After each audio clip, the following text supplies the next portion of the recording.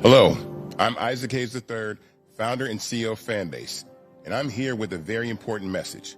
We are at a turning point in the Black community where we must have equity in the apps we use that scale to billions of dollars. But this time, we own the infrastructure, we own the culture, and we shape the future. And Fanbase is the future.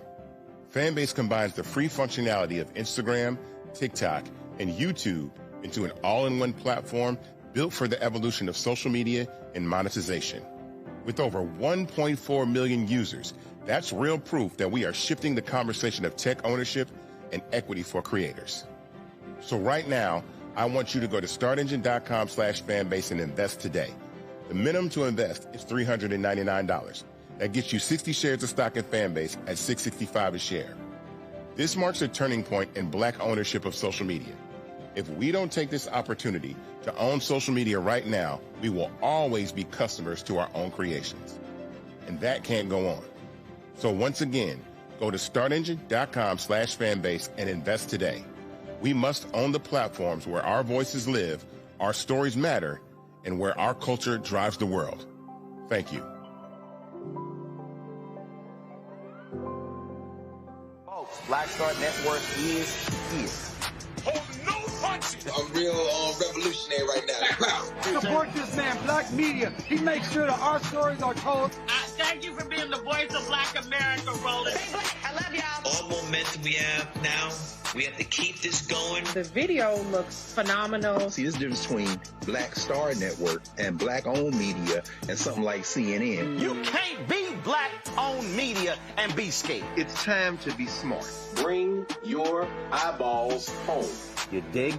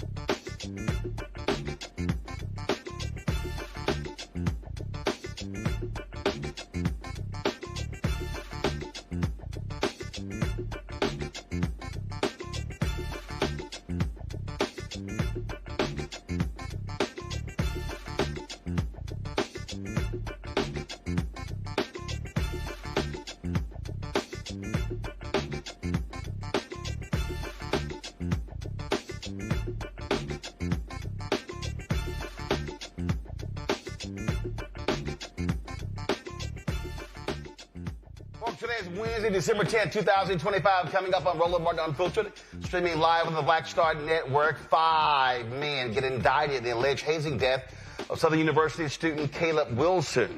Also, Southern University clears Alpha Phi Alpha of hazing allegations. Democrats keep flipping seats. Republicans thought they were safe with Donald Trump's approval rating sinking every day and Democratic turnout surging. More than 1 in 5 GOP-held seats on the ballot this year have turned blue. Speaking of Trump's attacks, his attacks on black people go far beyond the rhetoric, and Ohio Congresswoman Shontel Brown is calling it out. Speaking of that, last night Trump gave a speech and his racism was on display, trashing Congresswoman Ilhan Omar and literally saying how he did so well with black people. Did he tell black people this? And did we know this?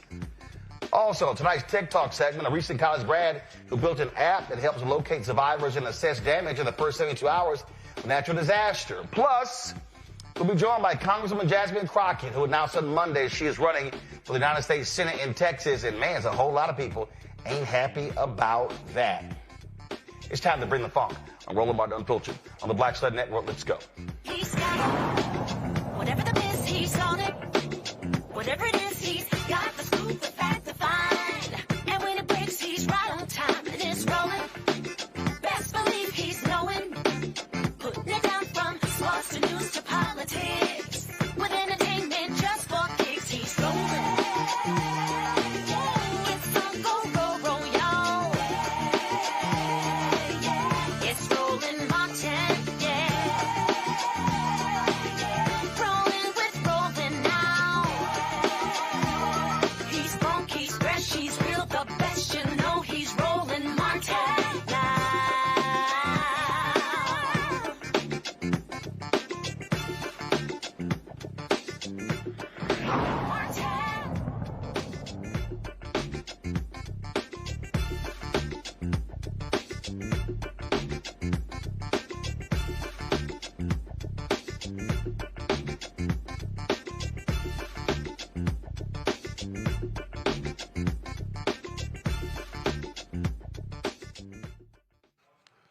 A Louisiana grand jury has indicted 5 people in connection with the alleged hazing death of Southern University student Caleb Wilson. In March, the 20-year-old Caleb died in an off-campus event for the Omega Psi Phi fraternity after sustaining a blow to the chest as part of a hazing ritual. Caleb McCrae is facing the most serious charge of manslaughter, as well as being a principal in felony hazing. Kyle Thurman was indicted for being a principal in felony hazing and faces 3 counts of obstruction of justice. Isaiah Smith was indicted for principal to manslaughter, principal to felony hazing, and obstruction of justice. 2 new suspects, Winston Sanders and Jayton Landrum, were also indicted. The grand jury charged Sanders with being a principal in a felony hazing, while Landrum was indicted for principal in felony hazing and 2 counts of obstruction of justice. The men also faced misdemeanor hazing charges related to the other individuals who were being hazed that night while seeking membership in Omega Psi Phi. However, the grand jury did not decide on the 6th suspect, 21-year-old Jalen Grissom, though they may do so later if more evidence comes to light. As a result of these events, the Omega Psi Phi chapter at Southern has been expelled from the university. Additionally, McCrae, Thurman, and Smith have been stripped of their membership in the organization. We also told you the story when Southern suspended the chapter of Alpha Phi Alpha over hazing allegations. Well, Southern announced that as a result of their investigation, as well as the fraternity organization, that they have been actually cleared. They've been cleared of those charges. Give me one second here. The Board of Regents actually received a report regarding that, but again, it related to, according to the Board of Regents report, contestants in the Miss Black and Gold pageant were told to meet off campus without knowledge or prior approval of the chapter advisor while wearing all black clothing. They were taken to a location in 2 cars where participants were made to perform jumping jacks and other physical exercises. But again, according to they have been actually cleared of all charges. I want to bring in my panel, Rebecca Carruthers, President and CEO, Fair Election Center, Washington, D.C., Joe Richardson, Civil Rights Attorney out of L.A., Kelly Bethea, Communications Strategist out of D.C. I'll start with you, Joe. Here's what's stupid to me. I despise hazing from the moment I crossed Alpha, April 27, 1989. I never understood it. I think it's stupid. And you've got to be stuck on stupid. And you got to be a damn fool where you would haze somebody. So you're going to put that individual in jeopardy. Your life could be in jeopardy. You're putting your chapter in jeopardy. You're putting your membership in the organization in jeopardy, and you're putting the membership in jeopardy as well. So what the hell do you get out of it? It's just stupid to me. Out of, the last X number of years, I actually speak on this on college campuses quite a bit. And we start off with some of the figures. And it's estimated about 55% of people in fraternities, sororities, sports teams, and other groups on college campuses have experienced hazing. There's been at least one death per year since 1959. There were 40 deaths between 2007 and 2017. And basically, to your point, it accomplishes nothing. And let's be real. You don't keep secrets like that anymore between cell phones and helicopter parenting. You are not going to keep secrets. You're not going to be separate and on an island like that. And it doesn't prove anything. It puts people's lives in jeopardy. In California years ago, we took hazing out of the education code and put it into the penal code to take it a bit more seriously visually. And so, we kind of keep coming back to this where the desire to belong creates the potential for certain people to take advantage of other people. And I talk about it as like strains, sprains, and fractures. And you could break your arm just like you could break the law. But often you get as much pain. I broke a finger once and didn't feel a thing. I sprained an ankle and it felt terrible. You can sprain or strain the law and not break it and do more damage.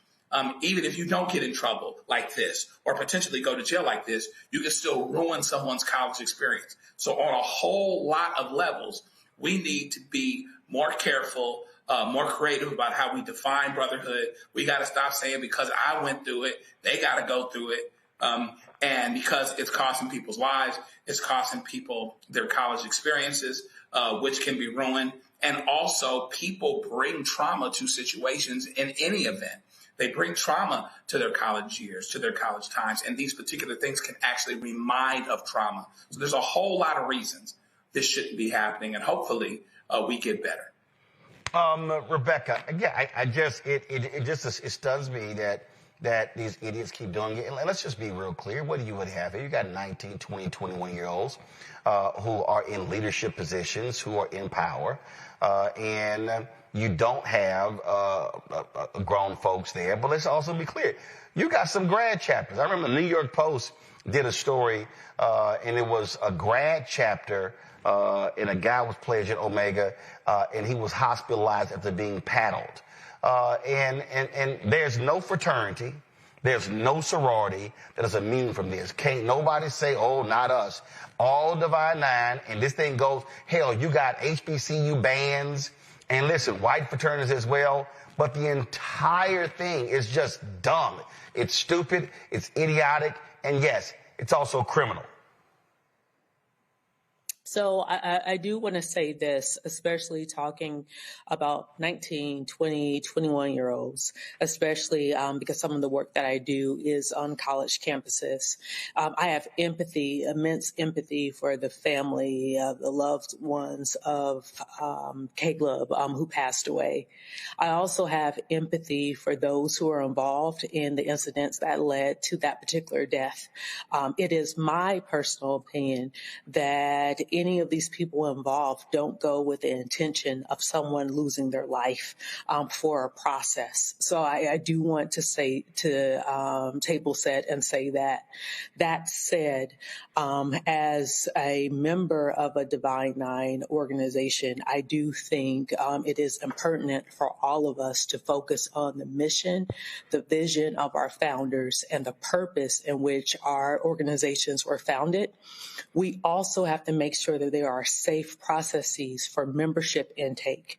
So people, some people do want to feel that they earn their way into an organization, but we have to make sure it is in healthy and safe ways. It's in ways that it's not criminal. It's not in ways in which it's dehumanizing.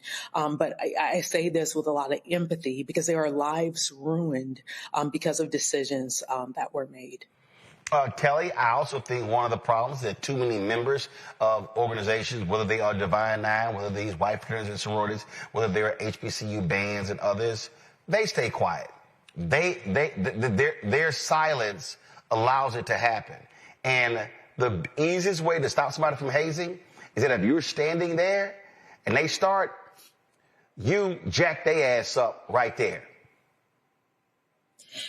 For sure. I understand what everybody on the panel is saying, but at the end of the day, hazing is its own form of generational trauma, right? Because to my panelist's point of people feeling like they need to earn their spot in these prestigious organizations, where did they get that mentality from, such that you need to be under physical pain, under threat of frankly, life or death, quite literally, in order to feel worthy to be a part of this organization? That comes from generations before, thinking that it's okay to succumb to these conditions, right? And I am not a part of Divine Nine, but I can surmise that these founders, who were also, keep in mind, 19, 20, 21-year-old men and women who founded these incredible organizations, I sincerely doubt that these founders decided upon themselves to come up with such tactics in order for others and themselves, frankly, to be part of these organizations. So the breakdown is, where did it start? And I'm not saying whether that's relevant or not, but it does need to be examined so that moving forward, we can kind of rewire these young people's minds such that, understand, their founders didn't do this. Their founders didn't start this. These are succeedants of the founders who started this. And it is not necessarily a part of the tenets and the values of the organization. And thinking that you need to be under peril in order to feel worthy needs to be examined so that tragedies like this don't happen anymore. Well, I can tell you, I remember reading on our Alpha history, and one of our founders called out hazing in the 1930s. So the reality is, we're talking about this has been going on 70, 90 years. And again, one, I absolutely believe that folks who haze, guess what? If you got to go to jail, you got to go to jail. You got to go to prison, you got to go to prison. You get kicked out as well. But what the folks don't understand is they are putting organizations in peril because of the lawsuits, the settlements, the jury verdicts that have to be paid as well. And again, the problem is you have existing members. I've had this conversation. I've had people hit me up, say, dog, why you got to go so hard against hazing? I'm like, why, Joseph? Oh, man. I said, why won't you do it? Oh, I think the problem now, the intake process we got is too many soft brothers coming in. And I got to remind people, and I say this all the time, whenever you hear a member of an organization, a Divine Nine, they talk about that's a great alpha or a great AKA. They didn't, or a great Delta or what, they didn't become a great member because of how they pledged or where they pledged. They didn't become a great member because they went to HBCU or PWI. We call them great because of what they accomplished in their careers. And so the only way hazing, when we talk about cops who act a fool as well, the quickest way to stop cops from acting a fool is when the partner stops them in that moment from acting a fool. And that's one of the issues.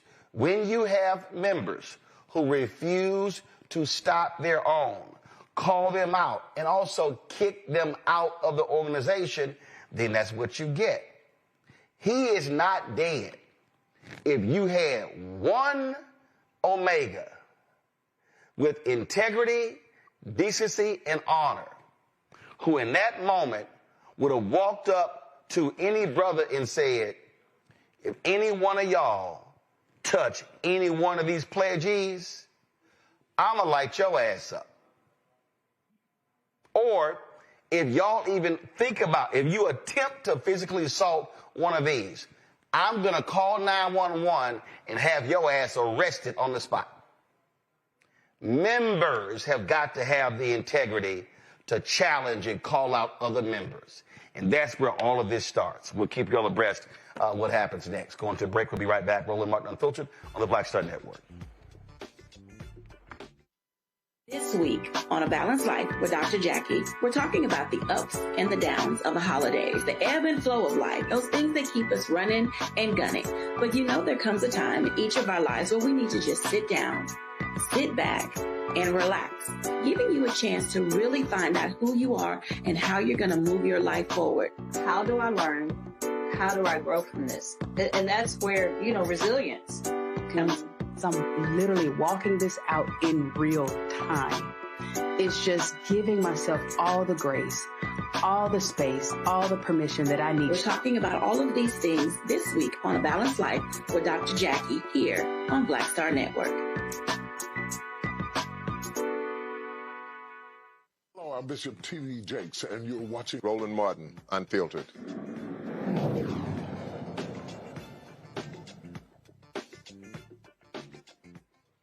All right, folks, Trump's Justice Department, they're opening a sweeping civil rights investigation into Colorado's entire prison and youth detention system. Federal officials say they're looking at how the state handles everything from transgender and religious rights issues to allegations of abuse inside its facilities. The probe covers all 21 state prisons and 12 youth centers, and it also, investigators will be examining claims of inadequate medical care, unsafe or unsanitary conditions, excessive force against juveniles, poor nutrition, and a policy that houses biological males in women's units, something the DOJ says could violate federal religious freedom protections. Now, this all comes on the heels of a 2024 settlement over the treatment and housing of incarcerated transgender women, plus a series of scathing reports about Colorado youth facilities. Those reports detail illegal strip searches, overuse of restraints, and basic safety failures so severe that one major center had to be emptied, then partially reopened months later. Now, some of you watching may say, wow, Roland, I think that's great. I think that's awesome. That's what the DOJ should be doing. They should be investigating all of these prisons. What I just read for y'all is bullshit. That's not why Trump's DOJ is investigating the Colorado prison system. Some of y'all now watching are like, now I'm confused. I don't quite understand what you're saying. Well, there's a woman named Tina Peters, okay? And if you've never heard the name Tina Peters, that's no shot. Tina Peters is a white woman who was an election official in Colorado who basically tried to help steal the election. Donald Trump and his MAGA people have been demanding that Tina Peters be released from prison. Now, here's the problem, y'all. She wasn't convicted on federal charges. See, if she was convicted on federal charges, oh, she'd be home by now because Trump would have partnered. But she was convicted on state charges. So what this is, Rebecca, is retaliation against Colorado for refusing to release Tina Peters, who tried to help Trump cheat the 2020 election. So, Roland, you're telling me that this administration is doing things that isn't above board, that they're using the pretext and the fully bully puppet of the federal government to do dirt? Is that what you're suggesting? That's exactly what I'm saying. Well, that sounds about criminal. So I would say for all of you all who are thinking about going to law school, please go to law school, because we're going to need a lot of prosecutors whenever this is over, because there's going to be a lot of people who are doing criminal acts that are probably going to prison in the future. So buckle up, folks. It's going to be a long, we have 3 more years of this.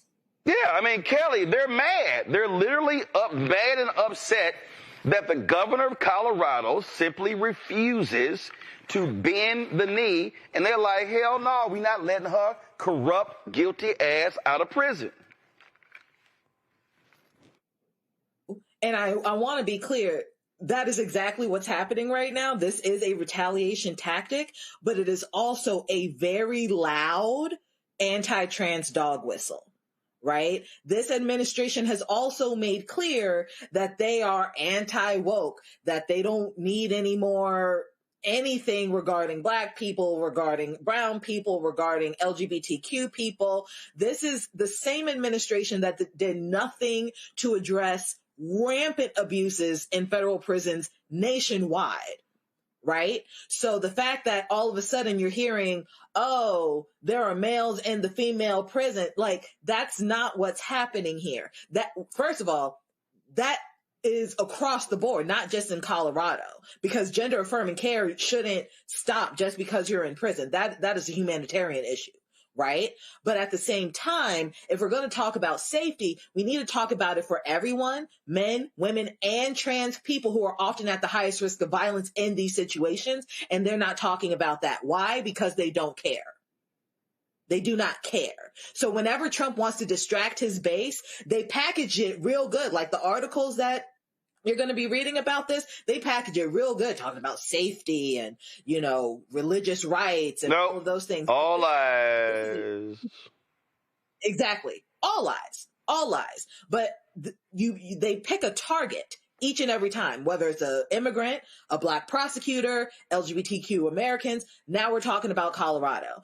And now that we're going into a midterm election year, I just want to put this out there. For Democrats to win and keep power, we have to call out these narratives. We have to call out the fact that the DOJ is being weaponized, the fact that anti-trans initiatives and narratives are being pushed. And while they are a minority within the minority, they are the canary in the mine when it comes to everybody's rights. If they are being infringed upon, we are next. Okay, this is real simple, Joe.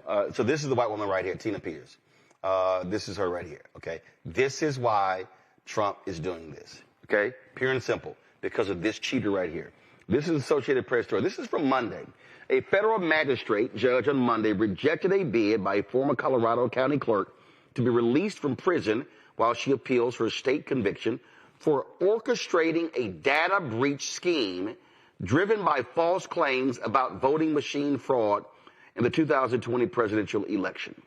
Former Mesa County Clerk Tina Peters filed a federal lawsuit asking that she be released on bond while her appeal is considered. Attorneys for the state had argued the case should be thrown out, partly because of a legal doctrine that prevents federal courts from getting involved in pending state criminal trials.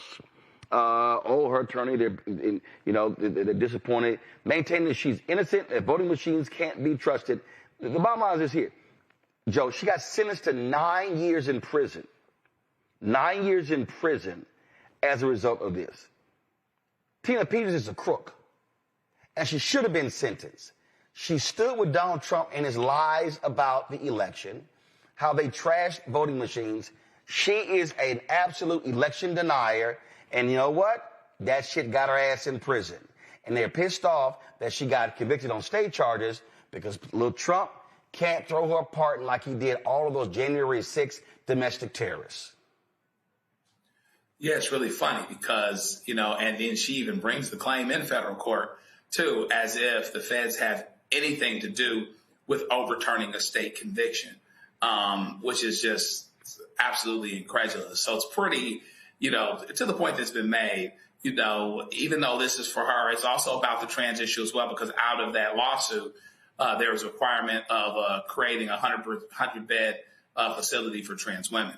as well. And so here we go. Let's go back to the dog whistles. Let's go back to the things and get people hot and get people voting for Trump. So they can make you forget about the fact that you're hungry, make you forget about the fact that your mom's Medicaid is being threatened, the fact that your grandmother lost her job with the federal government. All you have to do is make them mad about trans people, as if that puts money in your pocket, as if that gets you a job, as if they're to blame for their run of bad luck, for someone else's run of bad luck.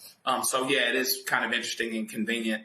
And it's, a bit disheartening, to say the least, to be reminded that this administration will move the levers of power for political grudges, trying to step on the feet and the toes, as it were, of other branches of government, state versus federal, federal legislature, federal judiciary branch, to get what it is that they want.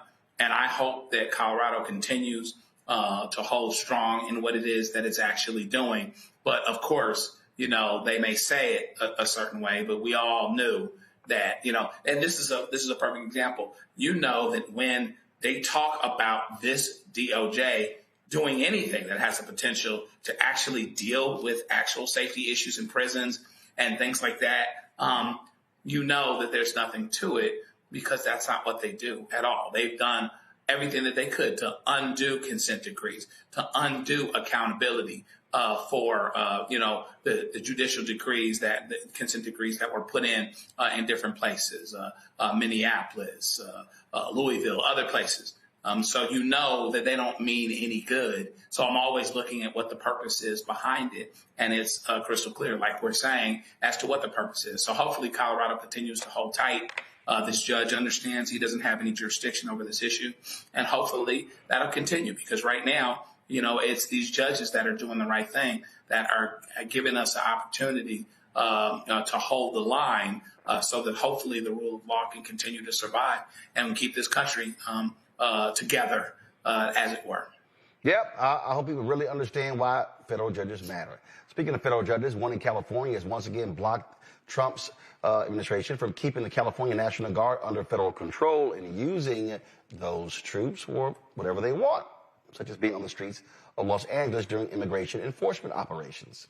Judge Charles Breyer ruled that Trump lacks the authority to keep roughly 300 Guard members in federal status without a clear emergency and order control returned to California Governor Gavin Newsom. His order, temporarily on hold until Monday to give the Justice Department time to appeal, follows Defense Secretary Pete Hegseth's move to put California Guard troops under federal command to guard immigration agents and even deploy some to Oregon under Title X. The White House is standing by its claim that Trump has broad power to federalize the Guard and is signaling it will fight the ruling. Yeah, but you kind of got to have a reason to do so, y'all. You kind of got a reason to do so. Now, I found this to be interesting. In Louisiana, a convenience store manager just gave Border Patrol a very public know your rights lesson.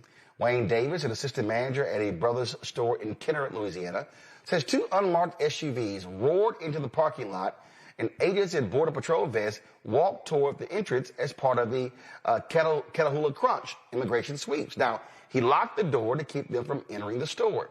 Louisiana has a new law that makes it a crime to interfere with federal immigration enforcement. However, that doesn't apply when a private business refuses entry without a warrant. Davis says he studied those rights in advance and wasn't about to let them do what they think they can do. See, Joe, it's amazing what happened. Do we have the audio on that video?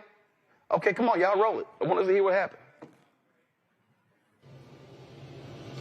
Please.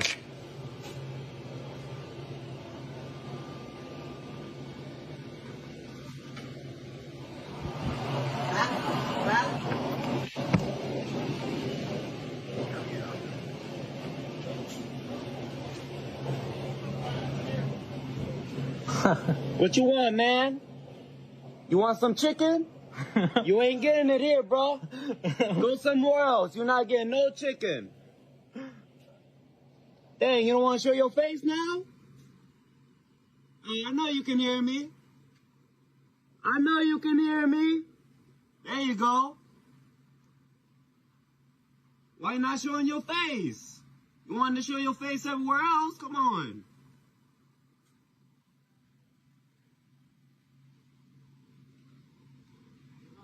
Bye-bye. Bye-bye. Fuck you. Fuck you. Fuck y'all. Ice, you're not coming in here. Locked. Locked. Bye-bye. Bye-bye.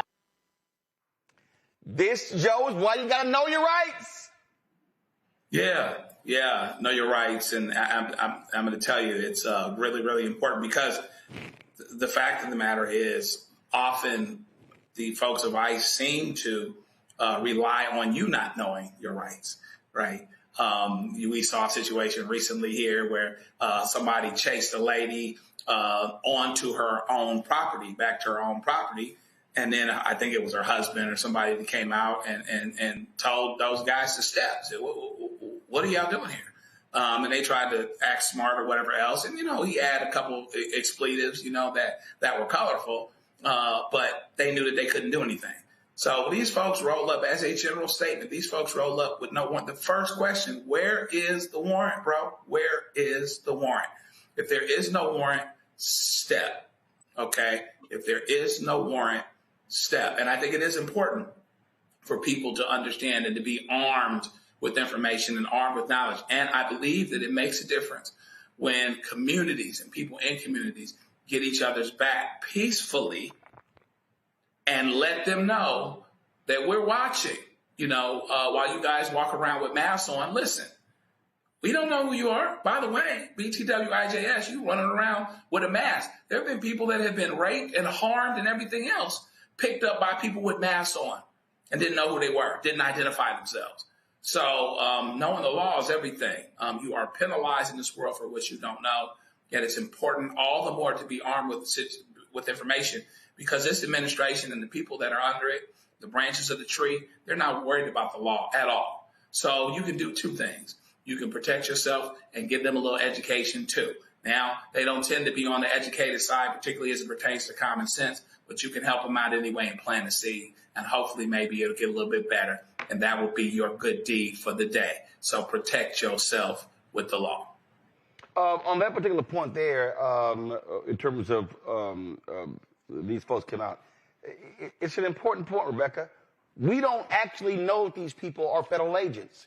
They also, because we don't know if they're oath keepers, they're Proud Boys, they refuse to show ID, they want to cover up names, they got their faces hidden. Also, which we have to also factor in here as well, they're rolling up with administrative warrants, not warrants signed by judges. And so they're just showing any kind of piece of paper.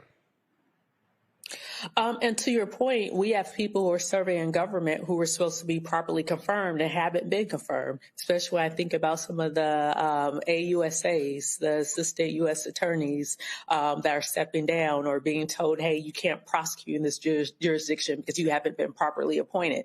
So it's all sorts of chaos, Roland. And to your point, this is when it becomes scary because we are seeing human trafficking that's happening because of ICE. We're seeing people who are snatched, taken, family members not knowing where these people are actually going, where they're being detained. One thing that we are sure of is that people's constitutional rights are not being observed during this moment.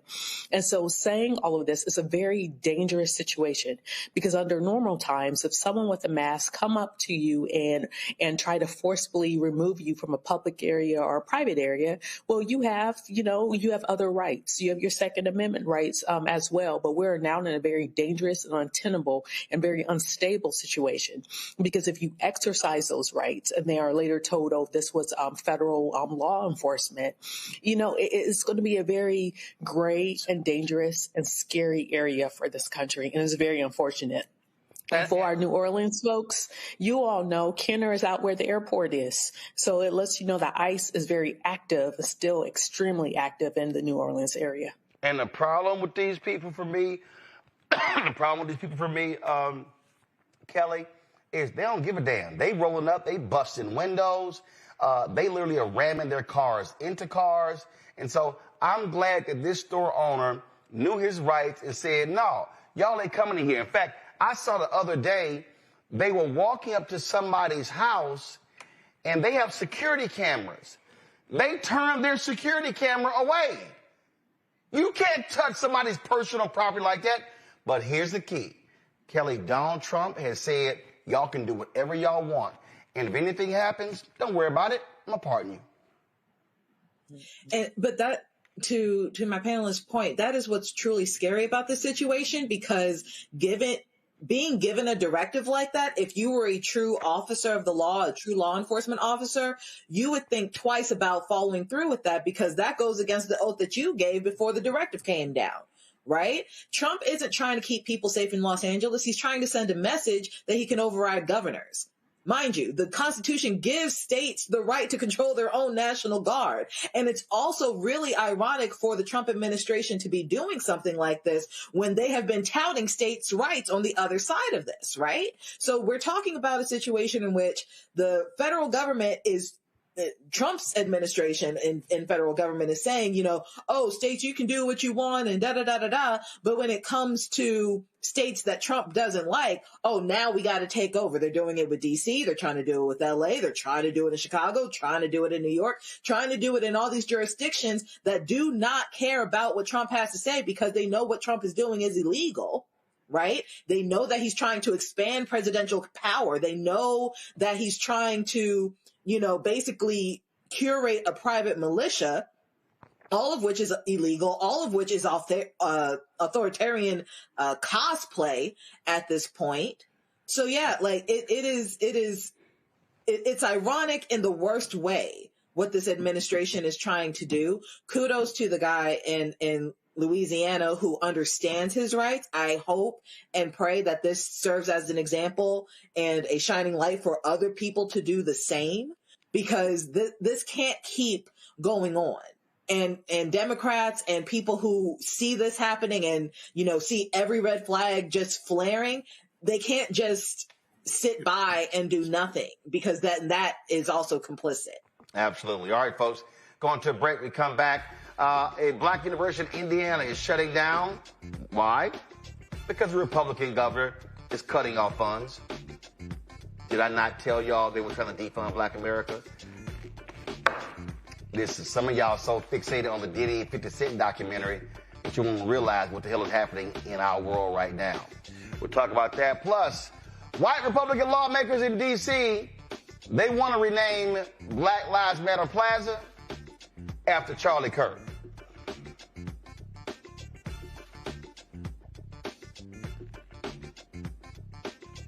We're going to talk about that. You want to support the work that we do, join our Green and Funk fan club. You want to contribute. Our goal is to get 20,000 of our fans contributing on average $50 each a year. Right now, folks, we're in the middle of trying to raise about $1 million toward the end of this year to launch the new products that we're doing. We got a new daily news show we're launching, a health show, business show. And then, of course, we got a lot of places we're going to be going in 2026, covering elections all across the country. So if you want to contribute, you want to give via Cash App, use a Stripe QR code. You see it right here, bottom left-hand corner. You can also use that for credit cards as well. PayPal is R. Martin Unfiltered. Venmo is RM Unfiltered. Zelle, Roland at RolandSMartin.com. Roland at RolandMartinUnfiltered.com. I've got about almost 300 checks that came in the last couple of months. I was opening envelopes today. It took me about 3 hours. So if y'all want to send a check and money order, make it payable to Roland Martin Unfiltered, P.O. Box 57196, Washington, D.C., 2003 7-0196. Back in a moment. Next on the Black Table with me, Greg Carr. Our legal roundtable is back in session as we look at yet another potential landmark case being considered by the United States Supreme Court. This one is called 303 Creative versus Alennis, and may be the most important and far-reaching First Amendment, that is freedom of speech, case of our time. It could, depending on how the court rules, open the door for a return of Jim Crow segregation laws. It's true. If you say we can discriminate against one, you're saying we can discriminate against all. That's on the next Black Table. Don't miss it. Right here on the Black Star Network. Hey, what's up, everybody? It's Godfrey, the funniest dude on the planet. And you're watching Roland Martin Unfiltered.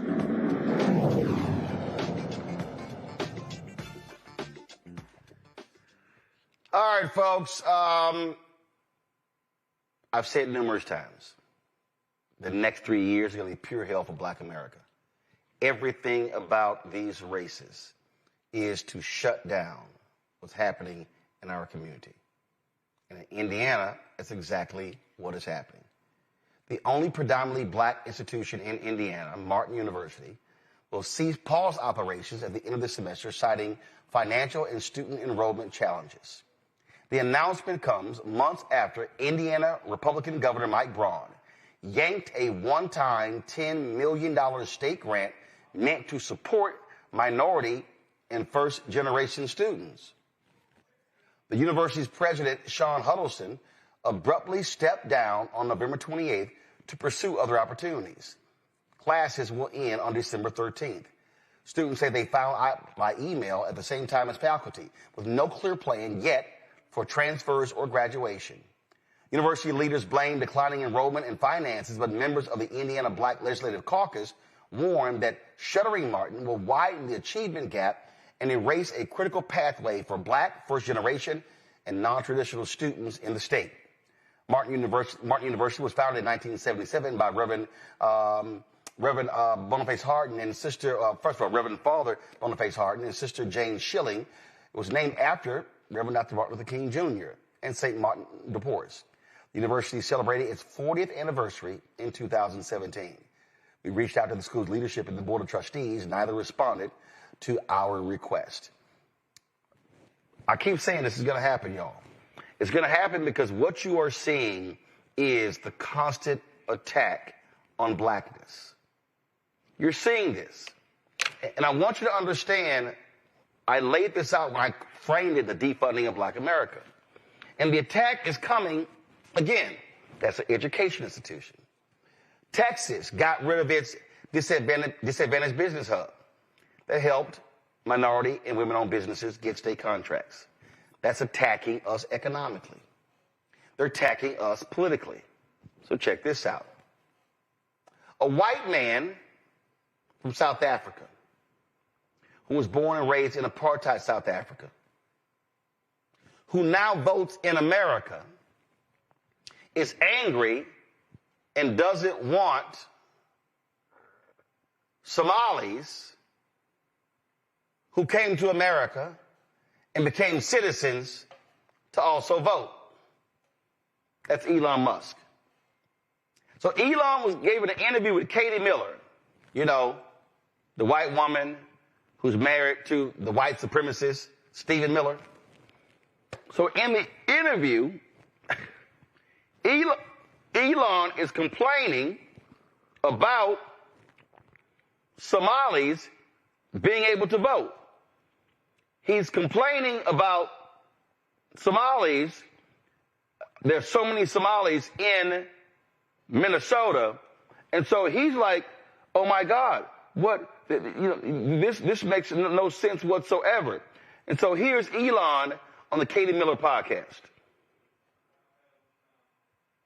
When people say like this is fake, I'm like, actually, well, let's look at, you know, Ilhan Omar, who was voted into Congress by, you know, a large group of people from Somalia who are in Minnesota, which is really far from Somalia. Or Mamdani, who was voted to be mayor, but by a majority of people who are not born in America. Yeah, that's my understanding, at least. And then California is a big time situation. So I don't know. We just don't want to turn into a you know, communist hellhole, basically. When people say like this is fake. This is why I'm confused here, Kelly. So is Elon saying only people born in America can vote? His ass wasn't born.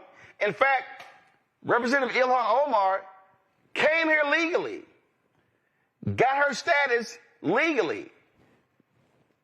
Elon's own family said he came here illegally. Boy, it's amazing, though, because he's white. And what he's really saying is, listen, I just want white people to vote, no matter where you're from.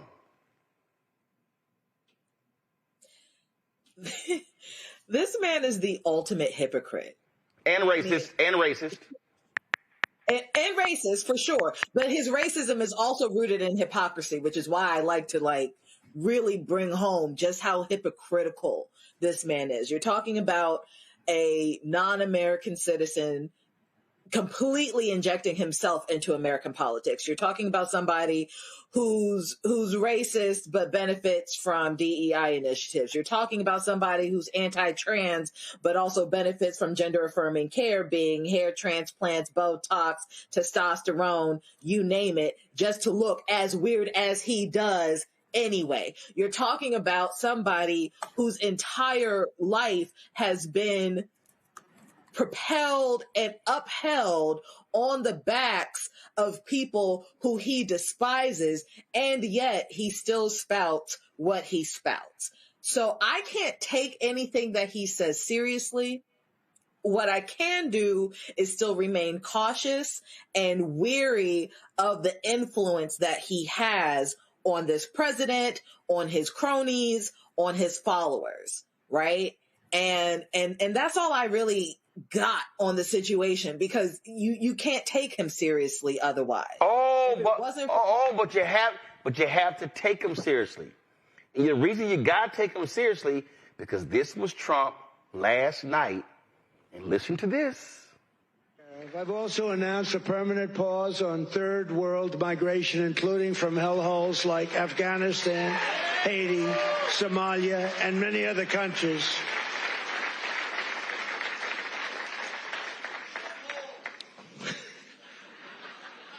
I didn't say shithole, you did.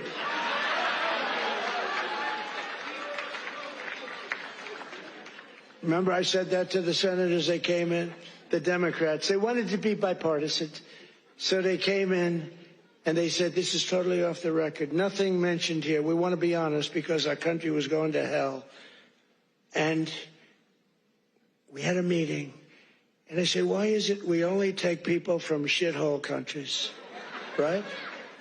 Why can't we have some people from Norway, Sweden, just a few? Let us have a few.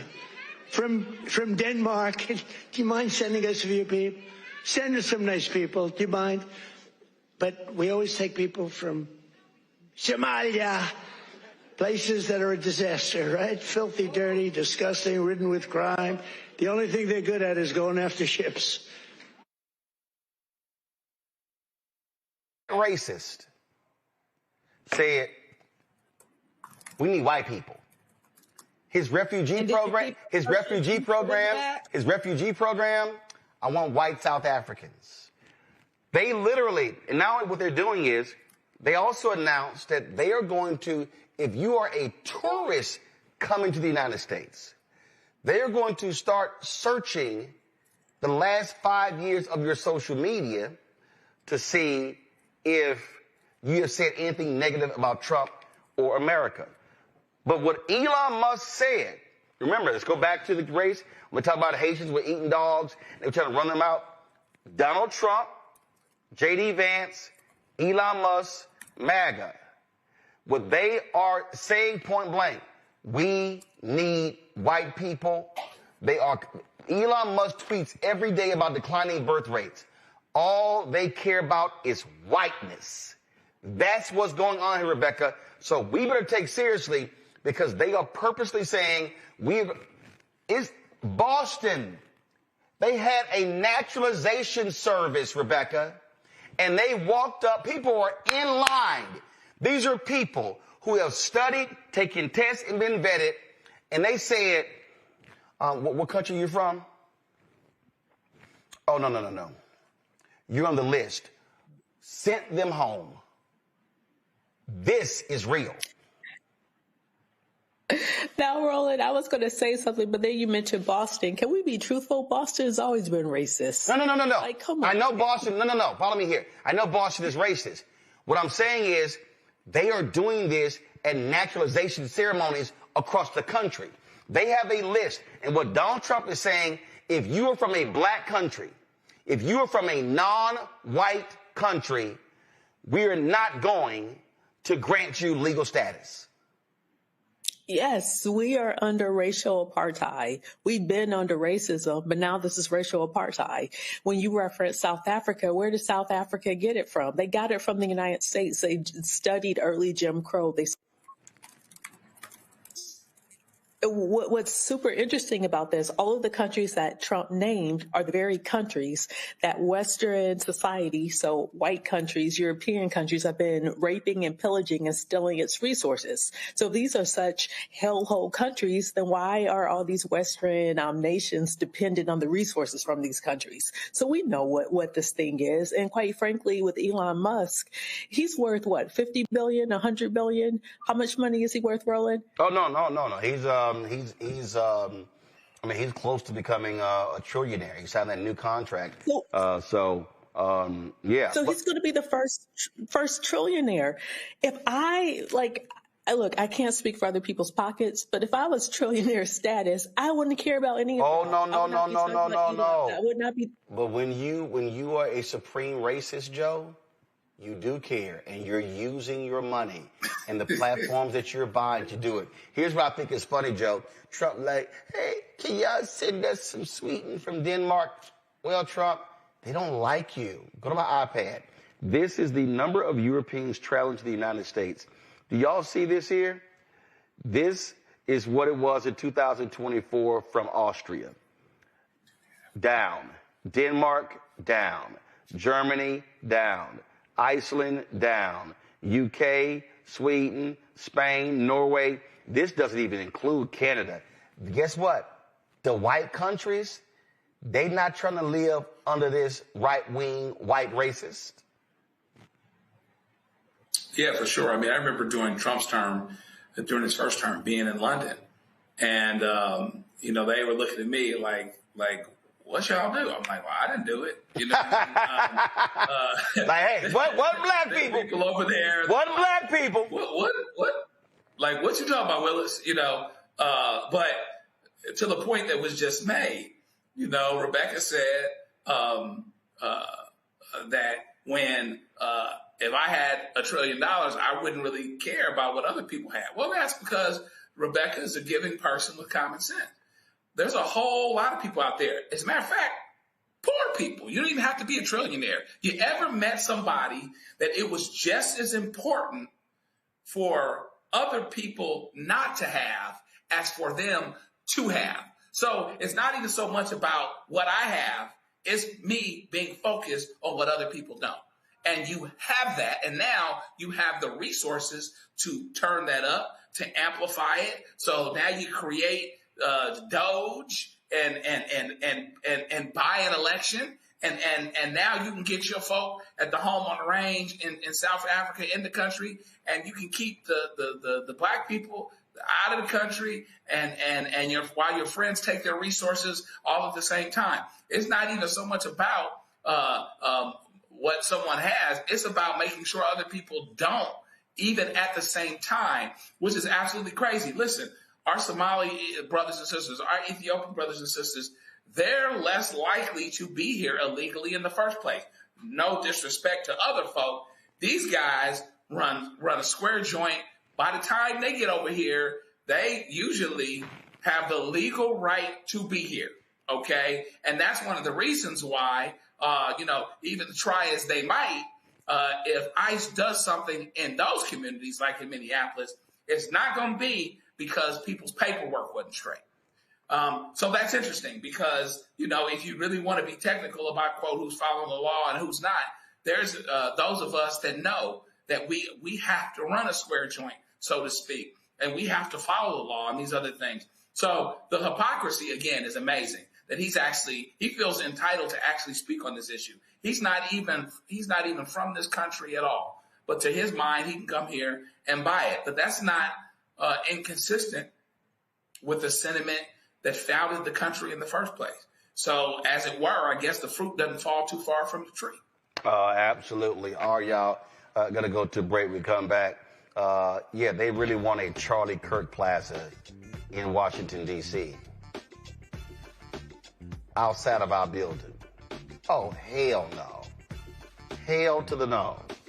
Also, that rally last night, Trump bragged about how many black votes he got. Man, we ain't vote for your ass. I'm going to show that to you. Oh, and we're going to talk about MLK Day, Juneteenth, how Trump has removed those as free days to visit federal landmarks. But you're gonna get a discount on his birthday. Yep, I'm gonna talk about that. Plus, Congresswoman Jasmine Crockett joins us at 7:30, and so we'll talk about her running for the United States Senate. Lots to talk about in the second hour of Roland Martin Unfiltered on the Black Star Network. If in this country right now you have people get up in the morning and the only thing they can think about is how many people they can hurt, and they got the power, that's the time for mourning. For better or worse, what makes America special, it's that legal system that's supposed to protect minorities from the tyranny of the majority. We are at a point of a moral emergency. We must raise a voice of outrage. We must raise a voice of compassion. And we must raise a voice of unity. We are not in a crisis of party versus party. We are in a crisis of civilization, a human rights crisis, and a crisis of democracy itself. And guess what? You've been chosen to make sure that those that would destroy, those that would hate, don't have the final say, and they don't ultimately win. Michael McMillan, President and CEO of the Urban League of Metropolitan St. Louis, and you are watching Roland Martin Unfiltered.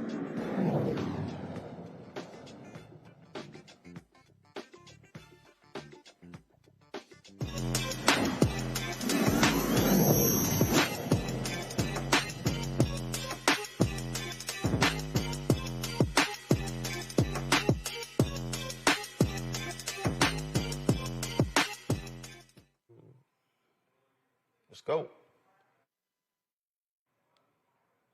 All right, folks, before he put on his Jackson State cap and gown, he put on the CEO crown. Joel Murchison created an app called Rapid AI Relief to help speed up and improve emergency response times. He developed the app in 2024 after participating in a workshop through the HBCU Founders Initiative, where students were tasked with developing ideas to enhance climate change awareness and community resilience. He joins us right now. I'm glad to have you here, Joel. So, all right, what does this app do? How does it work? Yes, sir. Yes, sir. I first want to thank you so much for having me, and shout out to the greatest HBCU of all time, Jackson State University. But more for Rapid Relief AI gives emergency teams real-time visual during disasters, so that way we can provide disasters, the data reports, so that way insurance companies can help African-American communities during national disasters.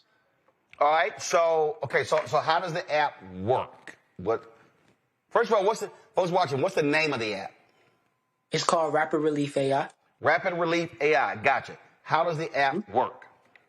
So it takes before and after imagery for drones, and then once it does that, it uses AI change detection to automate the actual damage assessment, so that way you can help the customers and insurance companies, so that way we can provide faster payouts. So that way, let's say your home is destroyed, right? Your roof is destroyed. Then you have your actual claim being filled out with actual AI, and then it automates that actual claims process, and then it delivers, and that way you're able to receive faster payouts. All right, cool. And so who uses the app? Do consumers use it? Like, who actually uses it? Is it FEMA who uses it? So our target audience right now is FEMA and NGOs, but then once we go into our next phase, then we'll be focusing on customers. Gotcha. All right, cool. Questions from the panel. Rebecca, you first. Thank you so much for being on here tonight and sharing this with us. So is this something that you'll be selling to businesses, so like insurance companies, or is this something that the ordinary person, the ordinary consumer can use? So I'll actually be selling this to businesses, so that way they can make sure that they're actually focusing on the communities that actually matters, especially African-American communities, Like Hurricane Katrina, for example, when most communities, they wasn't receiving the proper aid that they actually deserved due to FEMA organizations not knowing where to actually go. Joe? Yes, sir. Great. Many congratulations for what it is that you're doing here. I wonder if, and maybe you started to talk about a little bit in answer to the other question, there was anything in terms of in the way of a personal experience or something that you saw that allowed you to start to think creatively about how to problem solve. So often some of the things that we create in society, in business, in technology, et cetera, are connected to a very serious need. So what is it that actually inspired you and that sprung you into action related to doing this app? Well, thank you so much for that amazing question. Well, actually being inspired by great leaders like MLK and Malcolm X definitely is one of my main missions in life, to make sure that I bring community to my community and impact. But really, I would definitely say since a young kid, I always dealt with disasters. I remember growing up in Atlanta where we had the snowstorm, but also my first year of college, we actually had a snowstorm. And I remember my internship with the National Park. I had the opportunity to speak to the climate change director, and they didn't have no solution on how they was going to be able to fix the water crisis in Jackson. So just by doing that, I got tired of waiting. I wanted to make sure that I was a problem solver and making sure that I was a doer. And by going to the workshop with HBCU Founder Initiative, shout out to them, they inspired me to dive deeper into my purpose. And my main mission is to make sure that I'm educating people with the help of AI and how we can be able to create generational wealth. And that's why I'm so glad that I have this platform. All right, so it's an app, but I don't see it on the Apple Store. So how do you access it? Is it web-based, meaning from a computer, or is it an actual app for the phone? So right now it's currently on the computer, so you can access it with rapidreliefai.com. That way you'll be able to actually be able to experience and log in with the actual platform, and you'll be able to fill out your actual claim right now. And from that moment on, and then we're currently about to launch very soon onto the Apple Store. Kelly. Sure. So first of all, this concept is incredible. How have you tested the success of this app yet? So in other words, have you put this app to the test in a real life scenario yet? Or is this all hypothetical and you know that it works because of, like internal testing and things like that? So we currently have been doing internal testing where we had up to 100 users actually test the actual platform. And we also been working with universities as well, so that way we can be able to advance the actual technology with universities like Carnegie Mellon and LSU being able to help us and make sure that we continue to advance. All right, then. Well, Joel, good luck with it. Again, rapidreliefai.com. Right now it's web-based, and then we'll be waiting to see when the app drops. We appreciate it. Thanks a lot. Yes, sir, and thank you so much for having me. All right. Folks, going to go to a break. We come back. More on Roland Martin Unfiltered on the Black Star Network. They said the quiet part out loud. Black votes are a threat, so they erased them. After the Supreme Court gutted the Voting Rights Act in 2013, Republican legislatures moved fast. New voter ID laws, polling place shutdowns, purges of black voters from the rolls. Trump's Justice Department didn't stop it. They joined in. In 2018, his DOJ backed Ohio's voter purge system, a scheme that disproportionately erased black voters. Their goal, erase black votes and political power. Yeah, that happened. These are the kinds of stories that we cover every day on Roland Martin Unfiltered. Subscribe on YouTube and download the Black Star Network app. Support fact-based independent journalism that centers African Americans and the issues that matter to our community.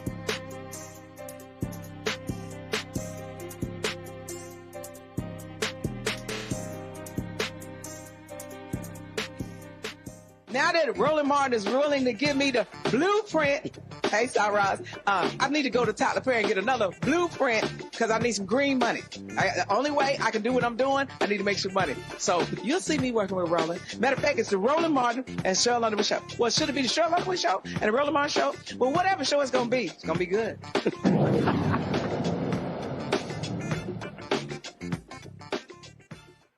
All right, folks, y'all might remember that the building outside where we are is formerly Black Lives Matter Plaza. In Washington, D.C., they painted this in 2020, and this is what it used to look like, but the street was completely torn down and demolished because Republicans demanded Washington, D.C. do that because they didn't like it. You might remember when he was dying of pancreatic cancer, his last visit in Washington, D.C., Congressman John Lewis stood out on the street with D.C. Mayor Muriel Bowser, and he wanted to make that visit before he transitioned, and so that's what it used to be. So guess what's happening right now? Now these are wacky nutcase Republicans, because they can demand, they can force D.C. to do what they want because they control the House and the Senate. So guess what? Nancy Mace now claims she's going to fight like hell to rename the old Black Lives Matter Plaza for Charlie Kirk. This is her idiotic, stupid-ass statement. Now, mind you, Nancy Mace represents South Carolina, not Washington, D.C. And so she goes, Charlie Kirk assassinated for defending free speech. BLM bought a $6 million mansion with your donations. One deserves a memorial in D.C., the other deserves an investigation. We introduced the Charlie Kirk Freedom of Speech Plaza Act to rename Black Lives Matter Plaza and honor a true American patriot. We should honor a martyr for freedom, not a terrorist organization that got rich off chaos. We are Charlie Kirk. Fuck you, Nancy Mace. This is the bullshit that we're talking about here. This is the bullshit right here. Okay? People like Nancy Mace. What's wrong, Kelly? Yeah, I said it. I said it. Nothing. Not a thing. So this is what I'm talking about. These right-wing nutcases want to force their stuff. Charlie Kirk was a racist. Period. I don't want to hear this First Amendment spit bullshit. And, oh, my God, it's about freedom. No, Charlie Kirk did not give a damn about black people. Despised King, trashed the Civil Rights Act. But this is the crap that they do when they have the power. And what do we always say, Rebecca? If you don't vote, this is the stuff that you get. You know what, Roland? I was just looking up to see if Nancy Mace has actually passed anything. Has she even got a post office named in her district? This is what, her third term in Congress? So out of everything that South Carolinians are going through, this is what they want. They want their member of Congress to decide that they're going to rename a street in D.C. But here's the other thing. Does she really think that Black Lives Matter Plaza was named after incorporated Black Lives Matter movement in a particular city? Or she just doesn't understand the sentiment that Black Lives Matter. Rebecca, okay. Stop. Rebecca. Rebecca, you know her dumb ass ain't that smart. You know dumbass Nancy Mace. That is way too much nuance for dumbass Nancy Mace. Roland, I am trying. Like, these stories. No, you can't try. She is dumb. Yes. Yes. Dumb. Did Charlie Kirk even know her? Does she know Charlie Kirk? Has she ever met him? Why is she going so hard for Charlie Kirk? According to Candace Owens wants the federal government to actually fully investigate the death of Charlie Kirk. So maybe Nancy Mace can advocate for that instead. Kelly? Yes. I'm sorry. All right. So Kelly, say something now. I got you. So here's my thing about Charlie Kirk, right? Because I haven't really talked much about him at all. And not because I don't have much to say, but mainly because it's not worth saying, because he wasn't worth, frankly, remembering. He didn't do anything. We're talking about a community college school dropout who was given a mic. He's a glorified podcast bro that these Republicans have rallied behind because he got shot. That's it. He didn't say anything of value. He didn't say anything of significance, not even within their own talking points. He didn't say anything. If this man had not died, they wouldn't be talking about him. So I don't see why I should be talking about him. That's it. Yeah, this was, I took this photo here, Joe. I took this photo here because, when these idiots were talking about tearing it down, and I was like, here they come. And the bottom line is, that's what they do. I mean, they are, because they control the purse strings, they told Mayor Bowser, oh yeah, you don't rip up that street and it damn near cost $1 million to rip it up. You don't do that, we ain't approving your budget. Yeah, that's crazy. But here's what it comes down to. They're getting ready to be outnumbered. They know they're getting ready to be outnumbered. And so what you want to do is you want to erase everything black you possibly can, everything of color that you possibly can. But the problem is there's going to still be more of us. You're still going to be outnumbered. You're still going to have these issues. And meanwhile, back at the ranch, you're not even doing a particularly good job, the Nancy Maces of the world, of taking care of your own people. Your mamas and daddies are losing Medicare. You let people sit around and say, I don't want Obamacare, but I'll keep ACA. They've been saying that for 10 years. Meanwhile, certain people are trying to make it go away. And ultimately, the proof's going to be in the pudding. What you actually do for people to push them forward. Charlie Kirk, whatever Charlie Kirk was not, I'm too busy trying to get to heaven myself and make sure I'm standing at the gate and they don't tell me something about something that I had no business doing. You know what I mean? I'm too busy kind of working on mine. Just like hopefully Charlie Kirk was working on his. I don't have no heaven or hell to put him in, but I know one thing about it, that I know he's gone and he's not doing anything for anybody now. Whatever somebody may have purported that he was doing then. So I don't think that's particularly important because it's not putting food in anybody's mouth. It's not turning anybody's life, changing anybody's life for the better. Having a discussion about taking white people out and taking black people out and putting white people in because of entitlement and insecurity. And so, we have to stay focused. It's a very interesting thing that this is what it is that we're dealing with, and you're seeing it happen everywhere. But the Trump administration always makes mistakes. They love the dog whistles, et cetera, et cetera, et cetera. But they always make mistakes as it pertains to not taking care of, regular people, many of which look like them. And ultimately, I think that you're seeing it politically, that there's going to be a price to pay for that. And that's not going to change. And you're getting ready to be outnumbered. Oh, y'all know they can't stand the outnumbering part. Check this out. This is this fool talking about last night about, how he got massive black support. I tell you, black people love Trump. I got the biggest vote. I got the biggest vote with black people. They know a scam better than anybody. They know what it is to be scammed. Thank you, man. Thank you. I appreciate it. We did great. Thank you. I like this guy. He said, black people know a scam better than anybody. Yeah. That's why we didn't vote with your punk ass. Numbers don't lie. Black women voted the highest against Trump. Black men second highest. So yeah, Donald, you're right. We know a scam. We know a crook. We know a con man. We know a fraudster. This is what it looks like.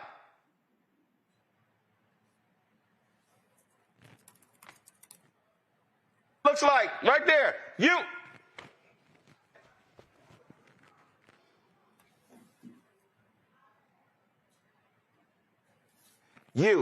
the con man.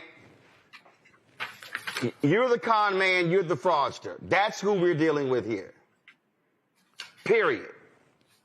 Nobody's fooled by this fool, Rebecca. And guess what? He's getting nailed left and right by voters, and that's what's going on. And you know what? They know they're going to get their asses kicked in the midterm next year. They know the economy sucks. And now even the white folks are waking up going, God damn it, this fool been lying to us. These farmers ain't even buying the $12 billion bailout. Even one of the local speakers that he had speak before his rally, and she was talking about how she was a waitress, a longtime server, trying to make ends meet, and she's struggling to pay for things. But then she was up there introducing Trump. So I was really confused because this is the same person, the same administration that's refusing to release inflation numbers, refusing to release current GDP numbers, refusing to release information that shows where jobs are in this country. So the jig is up. We understand that people aren't doing well in this country, but he keeps saying the same things over and over. He's telling all of us that everything is okay. And unfortunately, there's a subset of people who believe that. So for those of you who are angry, who are upset, you understand that things cost a lot of money. You don't agree in the direction in which this country is going. I need you to double check your voter registration. I need you to make sure everyone within your household, within your sphere of influence are registered to vote and are monthly checking the voter registration, because 2026 is here, y'all. You get to do something at the ballot box, and there's many states that are going to make it harder and tougher for you to exercise your right to vote. And we always say every election, this is the most important election. Well, guess what? Every single election is important, especially in 2026. Calling out how Trump is screwing up this economy. This is what he had to say. Why did we move today? I would say point to a couple things. First of all, gradual cooling in the labor market has continued. Unemployment is now up 0.3 from June through September. Payroll jobs averaging 40,000 per month since April. We think there's an overstatement in these numbers by about 60,000, so that would be negative 20,000 per month. I challenge. Lying. That's what we got going on. He's screwing the economy up. All right, I'm going to go to a break. We come back. Congresswoman Jasmine Crockett, the Crockett Chronicles live on the show. She's running for the United States Senate. Let's talk about it. You're watching Roland Martin Unfiltered on the Black Star Network. Next on the Black Table with me, Greg Carr. Our legal roundtable is back in session as we look at yet another potential landmark case being considered by the United States Supreme Court. This one is called 303 Creative versus Elenis, and may be the most important and far-reaching First Amendment, that is freedom of speech, case of our time. It could, depending on how the court rules, open the door for a return of Jim Crow segregation laws. It's true. If you say we can discriminate against one, you're saying we can discriminate against all. That's on the next Black Table. Don't miss it. Right here on the Black Star Network. Melanie Campbell, National Coalition on Black Civic Participation and Black Women's Roundtable. And we are watching Roland Martin Unfiltered all day, every day, 24/7. Spread the word.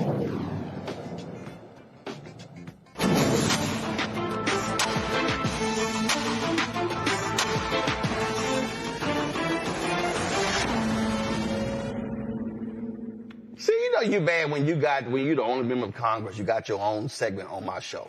Congresswoman Jasmine Crockett joins us right now, representing the 30th Congressional District in Texas. On Monday, she announced in Dallas that she was running for the United States Senate. A whole lot of folk have been talking.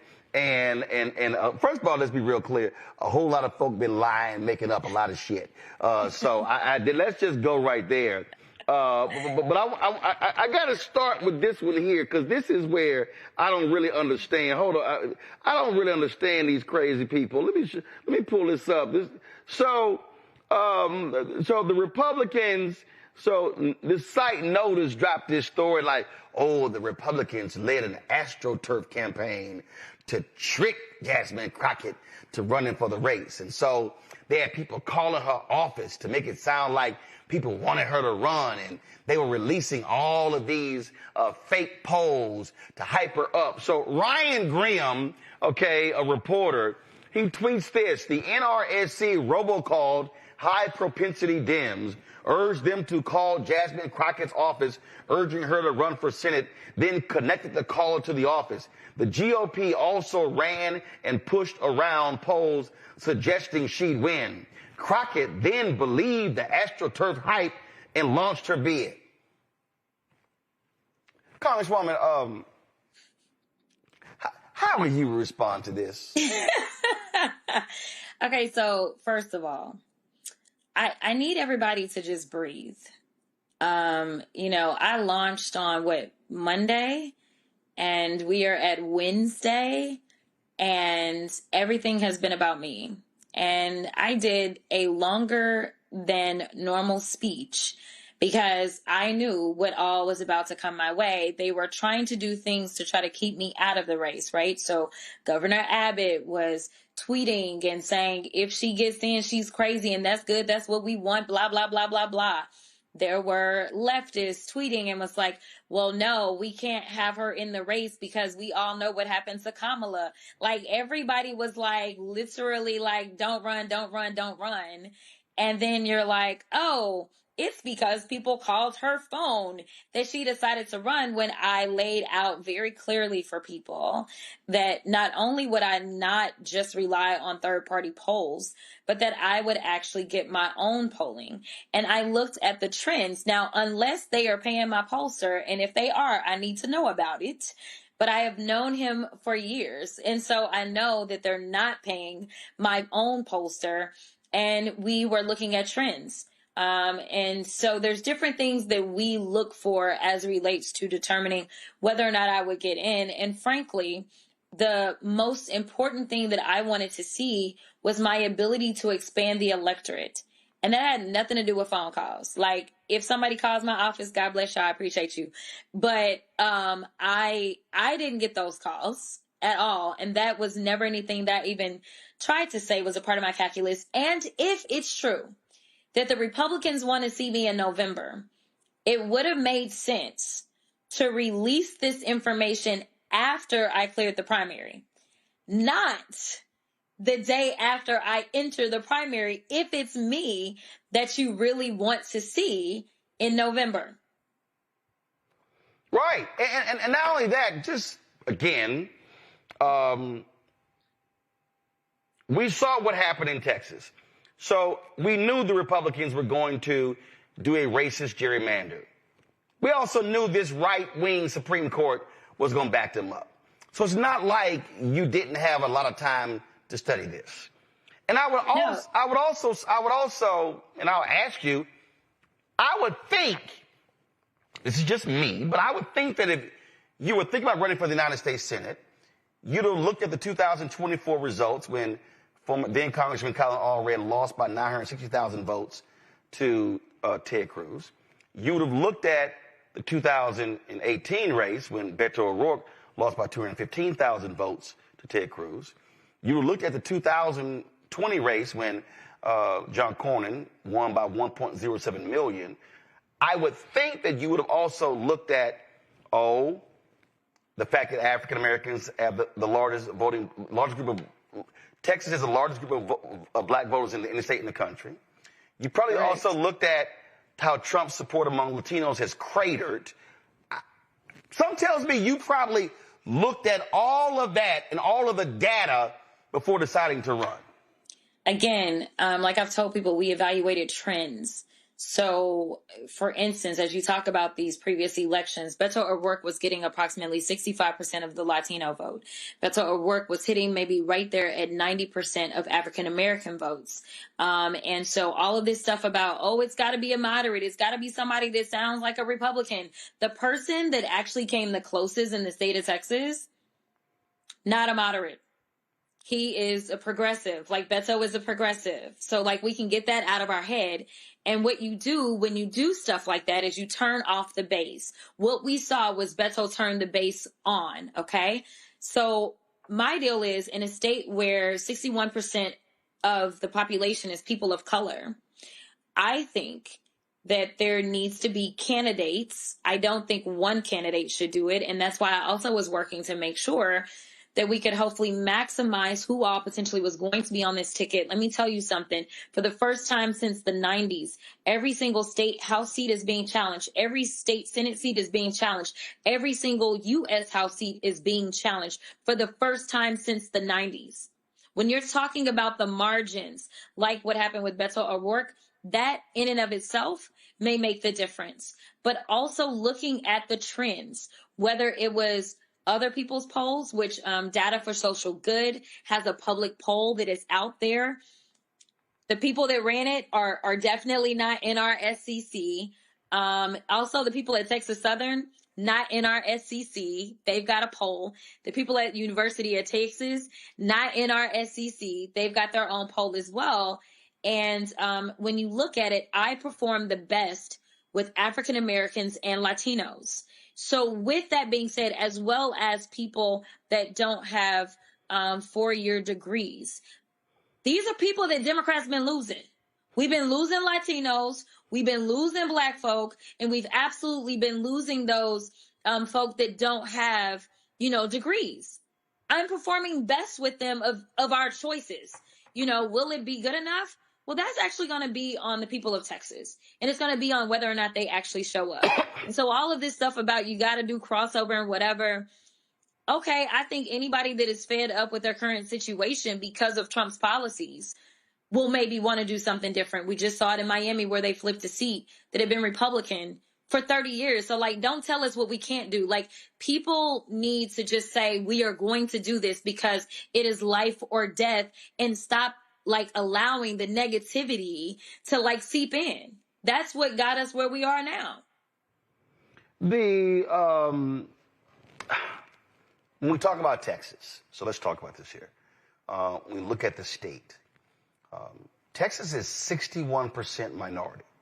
I think when people talk about Texas, they see, oh my God, a Democrat has not won a statewide race in Texas since 1994. Oh my, and that year was four Democrats who won that year. And oh my God, it's red, red, red. You made the point that Texas is not a red state. It's an unorganized state. 61% of Texas is minority. Yet 61% of the people who vote in Texas are white. You've got 2 million plus eligible but unregistered Latinos in Texas. You've got 254 counties. Democrats, maybe it's more, but county offices only in about 80 or 81. So when you start looking at when Beto ran against Greg Abbott for governor, 75% of voters 30 and under didn't vote. So when you look at that, is that because, frankly, the money has not been invested to actually do to Texas what happened in Georgia? And what do you hope to do? Granted, the primary is in 3 months. If you win the primary, you got the general in November. How do you put that coalition together and turn those people out? Yeah, I think these are all great points. And as you can imagine, I do well with young people. I don't think that that's in our SEC. Again, this is just kind of real life. So I think there's a couple of things. So as I was also doing analysis, I was also even recruiting further down ballot people to run so that we could hopefully run up the numbers in these counties. Because even if somebody's like, oh, I don't think such and such can win, it's my friend though. And so they'll show up and they'll vote for their friend. And this is what you've got to do when you're trying to get past the margins. But also taking a candidate who already had high name ID. We've never had a candidate, at least that I'm aware of in recent times, that entered the race that had as high a name ID as I have. What that means is that we have been spending a lot of money just to get people to learn somebody's name and then learn about them and decide whether or not they like them. The reality is that people know my name and they know what I'm about. So we don't have to spend our money that way. We can go ahead and actually start getting to the people and saying, yo, it's go time. Are you in? In addition to the fact that I have worked across this entire country on behalf of other candidates because I believe in the team. I believe in democracy. And so I was making phone calls to other states like, yo, I have shown up for y'all. I don't know how many times. I done the Democratic dinners. I done the NAACP dinners. I done all the things. So we're going to need some phone banks. We're going to need, at a very minimum, us to get help. And there's nobody else that can get outside help like that. And it is an advantage that our primary is so early because, you know, people have been saying, what can I do in this moment? How can I help? Because people are feeling anxious, right? Well, now we've got the major special elections that are over, and the next primaries are going to be Texas and Arkansas that first Tuesday in March. And so here it is. We've got vote by mail applications that can be requested right there on January 1. People will start getting their ballots in January so that they can vote.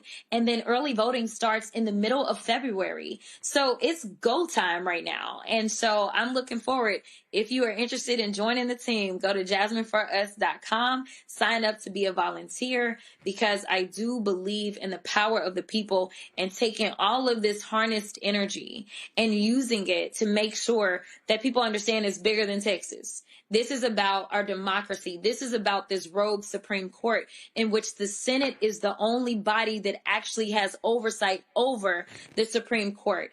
And so I think we've got to change the map. And I don't think that we can just settle for, well, we may get control of the House and we may be able to highlight what all is going wrong, or we may be able to file bills and those bills then don't make it out the Senate because we still don't have the votes. We got to change the map. And so that's what I'm trying to do. I'm trying to make sure that we can level up not only for Texas, but honestly for the entire country. So you talked about high name ID, but you also have high negatives. Listen, Donald Trump has been attacking you viciously. Republicans have been doing the same thing. They can't stand your questioning in the hearings. I even saw this post where a little member of the Help, a little MAGA, little mascot, C.J. Pearson, talking about, oh, let's keep this ghetto ratchet. You know, they love using those phrases, trashing you as well. So you're dealing with high negatives. You got some of these people say, oh, no, we've got to have a candidate who's going to appeal to Republican voters. So going in, having high name ID, having high negatives, how then do you counter that? Is your focus saying, listen, at the end of the day, I got to get the low-hanging fruit, the low-propensity voters, the folks who, frankly, are not turning out, who've been sitting elections out? That is my goal. I think that I've uniquely been able to connect with people that haven't paid attention to politics, people that have frankly given up because they don't feel like people are authentic or care about what it is that they're going through. So that absolutely is our goal. I must also say that with high name ID, no matter who you are, is going to come high negative. Like, cause like people either like you or they don't. Like it's not everybody not gonna like everybody, right? But when you do my favorabilities, they actually are higher than the two leading Republican candidates. And they've been elected statewide in the state of Texas, one of them for close to 30 years and one of them close to 20 years. So, I mean, what does that mean, right? Like people are like, I don't like this motherfucker, but this is the person that's on my ticket, right? So, I don't think that that is an end all be all. That is for sure. I think that at the end of the day, what we're seeing is that the environment is not a good landscape for the Republicans. And right now, people want somebody that's going to fight for them. And so whether it's that farmer or rancher that I've had an opportunity to meet, or even do some things on the farm because I've done those things because I served on the ag committee, or whether it's that person that is pregnant and is about to deliver a child and now doesn't have the Medicaid that she needs. As we know, somewhere around 40% of new births in this country are Medicaid births. I mean, or it's that person that lost their job or can't afford to send their child to school because of where the Department of Education is. I mean, everything is breaking around us. Or it's that person that has been working multiple jobs because we have failed to raise the minimum wage while we continue to go out and help those corporate billionaires just put more and more money in their pockets to the extent that Elon Musk is about to become a trillionaire. I mean, at some point in time, people get fed up. And I think that's what we're seeing. And I think that they want somebody that they feel like is not lip service and isn't just somebody here to be a puppet, but somebody that may say the off the cuff things, which we had to test for that as well, just so they know. You know what? The authenticity, regardless of how raw it is, seems to do me just fine. Well, and then when you talk about, obviously, when what's happening in the state, I mean, look what happened last night in Florida. I mean, Republicans have controlled the mayor's office in Miami A Democrat won last night, first time in 30 years.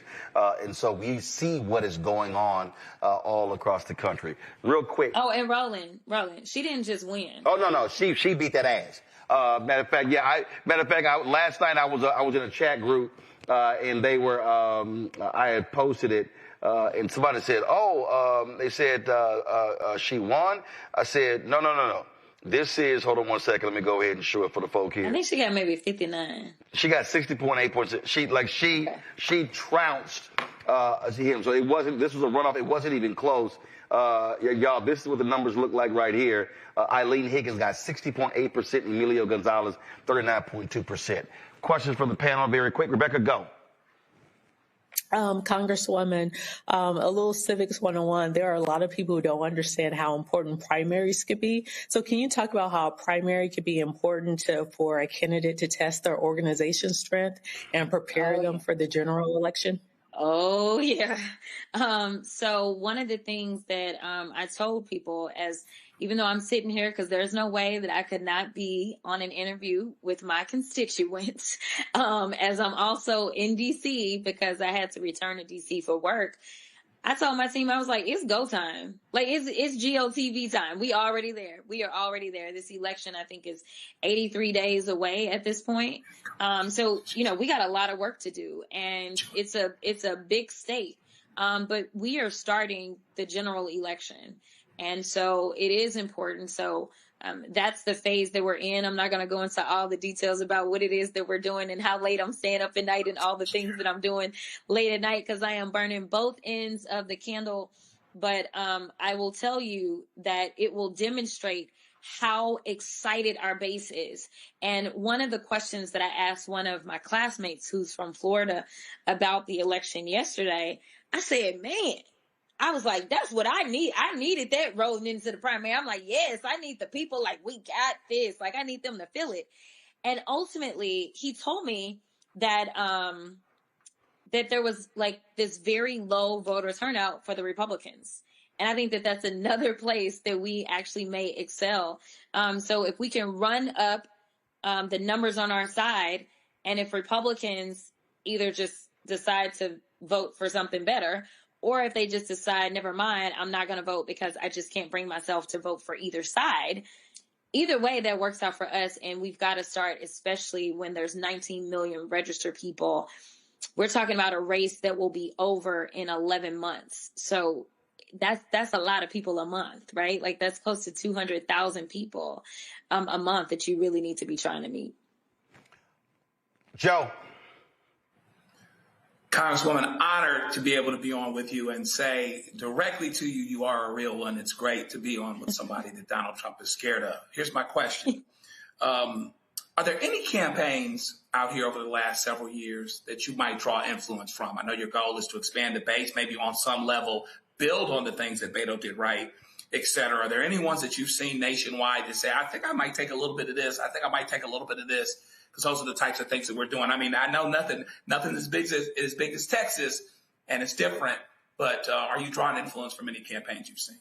Yeah. So great question. So these conversations have been so deep and layered, including conversations with Stacey Abrams. I mean, I don't know how you can consider even running for the Senate in Texas and not think about Stacey Abrams and think about John Ossoff and think about Reverend Warnock and think about kind of what that looked like. And so I will say that she is an invaluable source and resource as it relates to kind of being able to think about this a little differently. Now, Georgia has about 1/3 the population that we have. And when we start to talk about land mass, there is no comparison. But I do think that that is a good launching point. And a lot of things can translate over very well as Beto O'Rourke. Beto is a friend. I've been on the trail for Beto before. And so I think it's going to be integral because I think if there's any organization that's actually really been done in the state of Texas, it's actually been Beto's camp. We have a new party chair, but he literally just got there. So, this is going to be like all hands on deck trying to pull it together. And I also am going to be speaking a lot to Jamie Harrison. And Jamie Harrison is a unique person to talk to because besides being DNC chair, Jamie Harris Former was DNC chair. Candidate. Huh? Former chair. Yeah, former chair. But yeah, besides being a former DNC chair, he was a candidate for U.S. Senate. And so he hit some pretty historic numbers on his fundraising. And when you're looking at trying to fundraise in the state of Texas, it is approximately $100 million raise.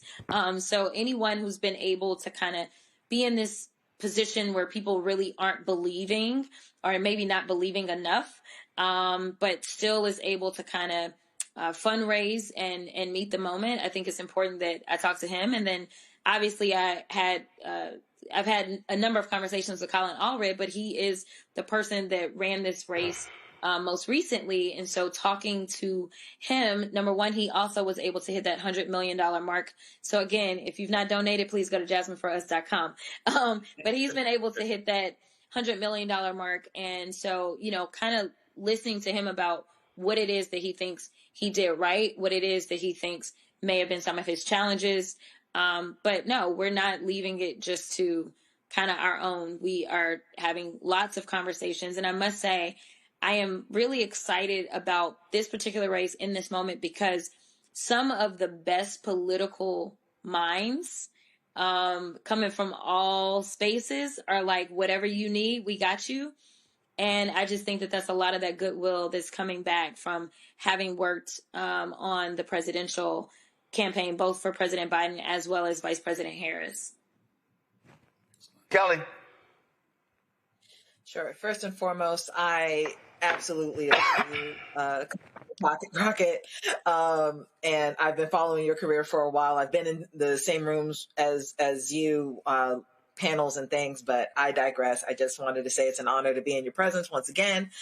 I just wanted to point out that people are forgetting that you are a public defender and you understand the law, you understand the stakes, and you understand exactly who has been harmed by this administration and beyond. But I also want to point out that, or at least can you talk about how your campaign isn't just anti-Trump, how it is bigger than this administration and how it is really recalibrating what needs to happen in this country for us to progress and move forward.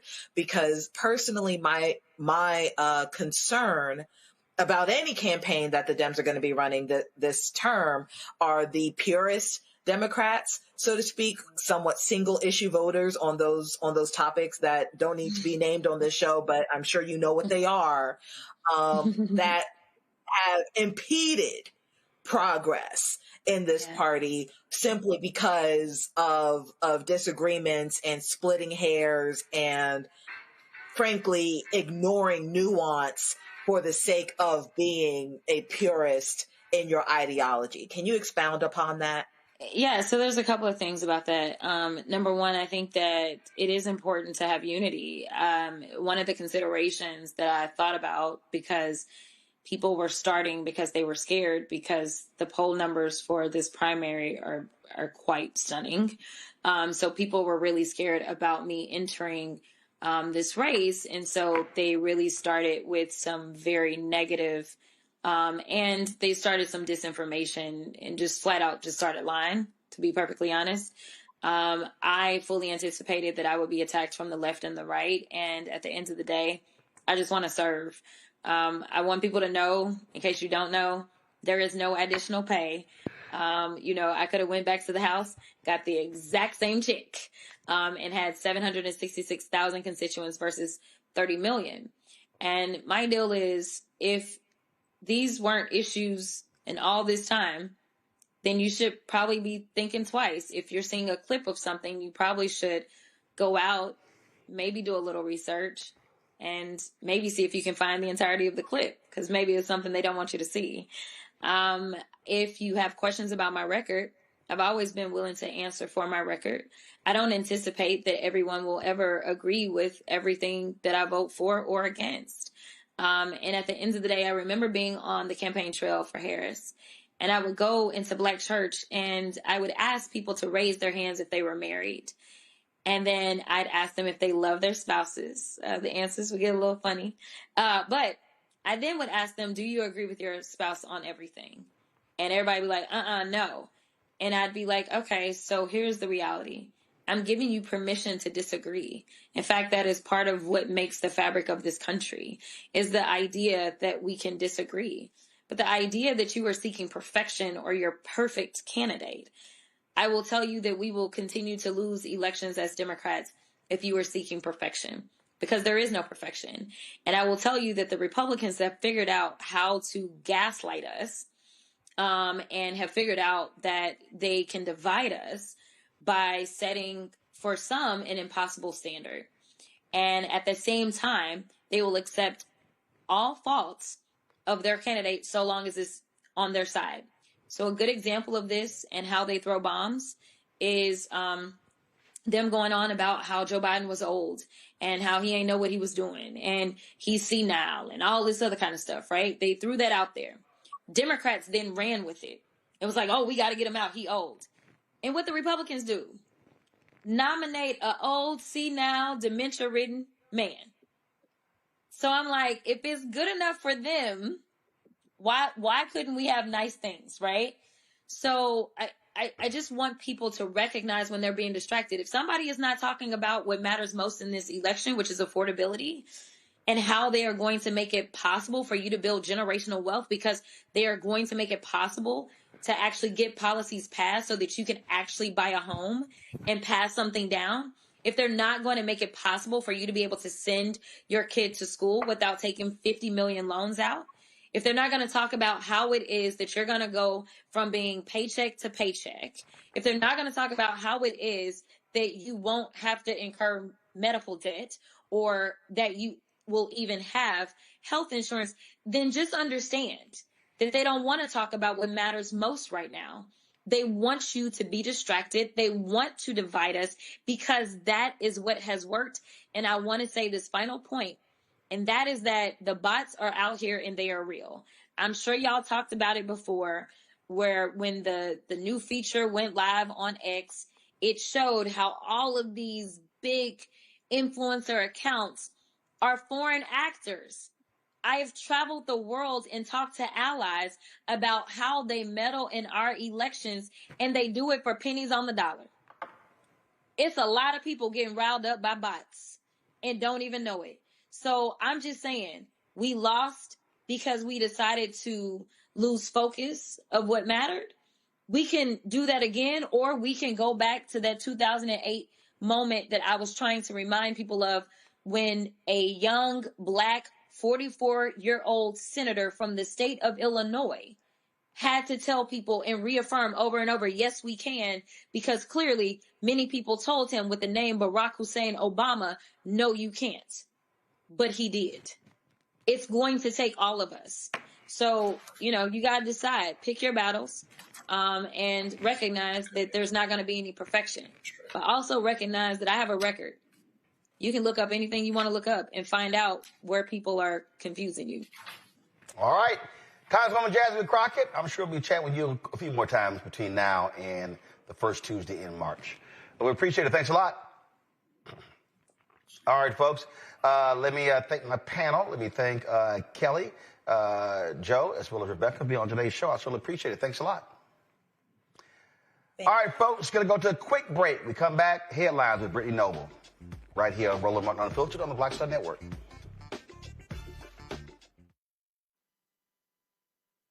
This week on The Other Side of Change. Book bans, anti-intellectualism, and Trump's continued war on wisdom. This is a coordinated backlash to progress. At the end of the day, conservatives realized that they couldn't win a debate on facts. They started using our language against us, right? Remember when we were all woke and the woke movement and all that kind of stuff? Now everything is anti-woke, right? When we were talking about including diversity, equity, inclusion, and higher education, now it's anti-DEI. All this are efforts to suppress the truth because truth empowers people. You're watching The Other Side of Change only on the Black Star Network.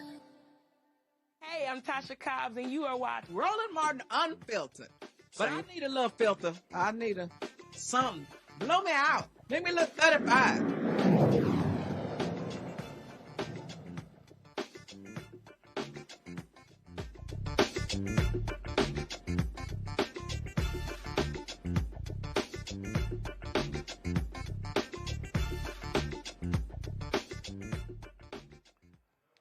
All right, folks, time for headlines with Black Star Network anchor Brittany Noble.